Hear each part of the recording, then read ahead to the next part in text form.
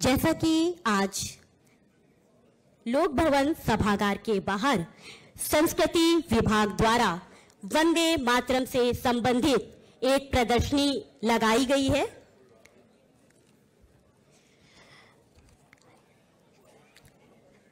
श्री बंकिम चंद्र चट्टोपाध्याय द्वारा रचित वंदे मातरम के 150 वर्ष पूर्ण होने के उपलक्ष्य में आयोजित इस ऐतिहासिक कार्यक्रम में हम सभी अभिभूत हैं,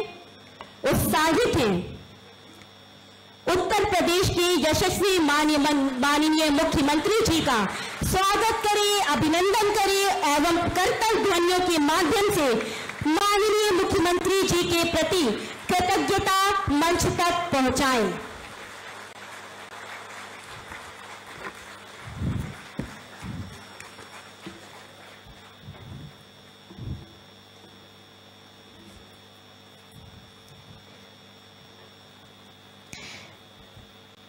सुदृढ़ कानून व्यवस्था और सुशासन से उत्तर प्रदेश को अनुशासित प्रदेश की पहचान दी है माननीय मुख्यमंत्री जी ने। मैं बहुत ही आदर के साथ माननीय मुख्यमंत्री श्री योगी आदित्यनाथ जी से अनुरोध करूंगी कि वंदे मातरम के 150 वर्ष पूर्ण होने के उपलक्ष्य में आयोजित इस कार्यक्रम में अपने आशीर्वचनों से हमें अनुग्रहित करें। माननीय मुख्यमंत्री जी, जोरदार तालियों से स्वागत करें माननीय मुख्यमंत्री जी का।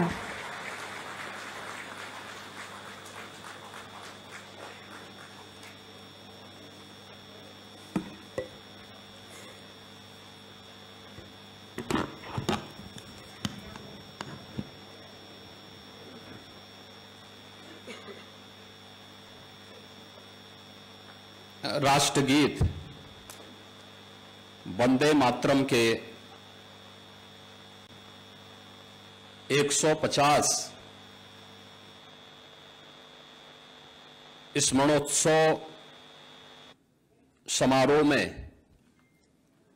उत्तर प्रदेश सरकार से जुड़े हुए हमारे सभी वरिष्ठ अधिकारियों कि आज के इस कार्यक्रम में प्रदेश के मुख्य सचिव, प्रदेश के पुलिस महानिदेशक, प्रदेश के कृषि उत्पादन आयुक्त समेत आप सभी उपस्थित अधिकारियों और वरिष्ठ कार्मिकों के माध्यम से इस राष्ट्रगीत के रचयिता बंकिम चंद्र चट्टोपाध्याय जी को मैं सबसे पहले उनकी स्मृतियों के लिए कोटि कोटि नमन करते हुए विनम्र श्रद्धांजलि अर्पित करता हूं। आज का यह दिन हम सब के लिए अत्यंत महत्वपूर्ण दिवस है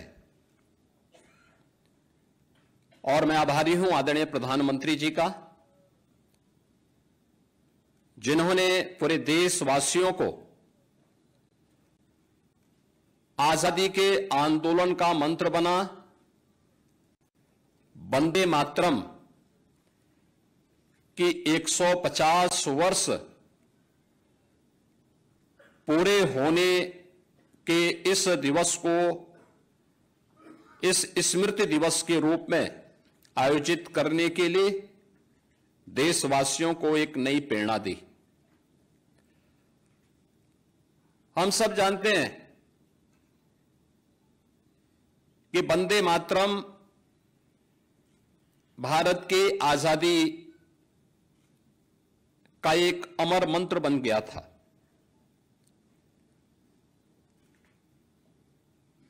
उस दौरान विदेशी हुकूमत के द्वारा दी जाने वाली अनेक यातनाओं और प्रताड़नाओं की परवाह के बगैर हर भारत का नागरिक और खास तौर पर जो हमारा स्वतंत्रता संग्राम सेनानी था, क्रांतिकारी था,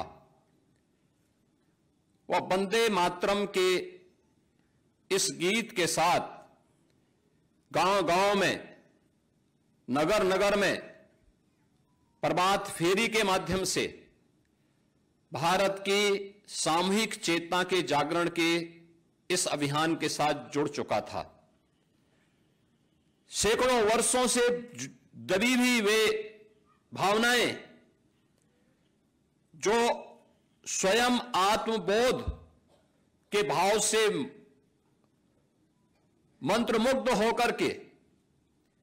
केवल गुलामी की उन बेड़ियों के बारे में भले ही अंतःकरण से पीड़ा झेल रहा हो, लेकिन स्वयं अपने सुख चैन के लिए वह देश को गुलामी की इन बेड़ियों के साथ जकड़े रहने के लिए सामूहिक चेतना का जागरण करने में विफल होता हुआ दिखाई दे रहा था। आपके सामने कुछ उससे जुड़े हुए उदाहरण भी हैं। आपने देखा होगा, अगर आप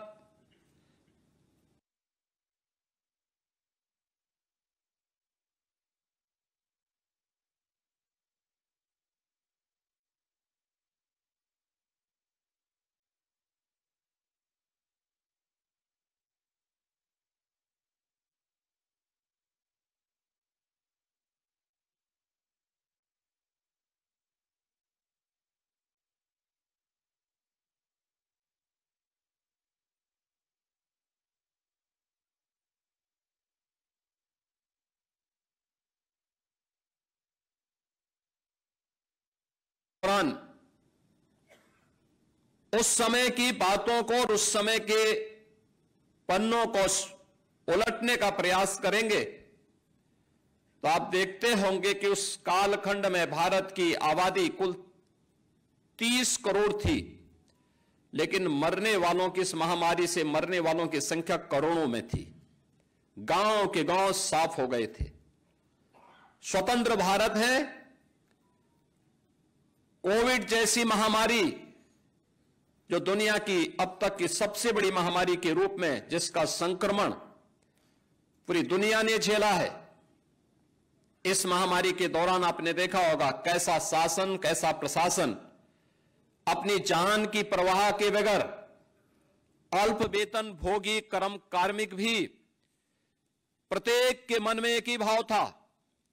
कि हमें हर हाल में इस बीमारी को नियंत्रित करना है, बीमारी के समाधान का रास्ता निकालना है। क्योंकि उस प्रकार की एक नेतृत्व जो भारत और भारतीयता के बारे में, अपने नागरिकों के बारे में एक संवेदनशील तरीके से सोच सकता हो, उस प्रकार के भावनाओं से उत्प्रोत हो, उसका परिणाम भी हम सबके सामने आया था। 1875 में रचा गया यह गीत कैसे देश के अंदर आजादी के मंत्र को आगे बढ़ाने में सफल हुआ, यह किसी से छुपा हुआ नहीं। यह केवल एक आजादी का गीत नहीं रहा। इसमें किसी एक व्यक्ति, किसी जाति, किसी मत, किसी मजहब, किसी क्षेत्र या किसी भाषा को लेकर के, अक्सर आप देखते होंगे कि इस प्रकार की रचनाओं में, इस प्रकार की कृति में किसी एक वर्ग विशेष को महिमामंडन करने का प्रयास रहता है। लेकिन वंदे मातरम इस पूरे गीत में अगर आप देखेंगे, जो संस्कृत और बांग्ला